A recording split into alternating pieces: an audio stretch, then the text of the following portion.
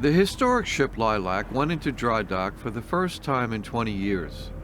She was hauled out of the water at Caddells Dry Dock on Staten Island. The ship's hull was cleaned, inspected, and two rusted-out sections were replaced with new steel, and the entire hull was painted.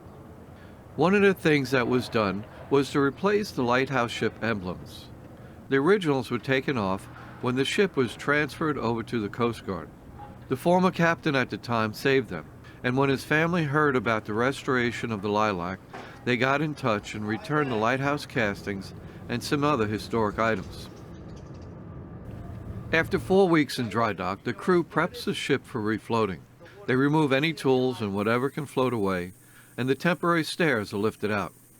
The shipyard crews open valves to flood the floating dry dock. The flooding of the dry dock is carefully controlled and slowly lowered into the water deep enough so the Lilac will float.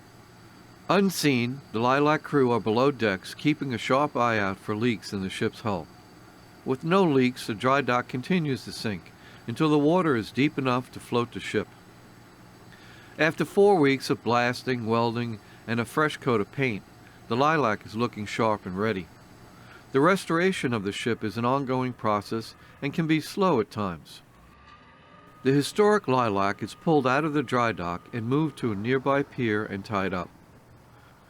At the dock, the Lilac continues repairs and waits to be towed back over to Pier 25 in New York City.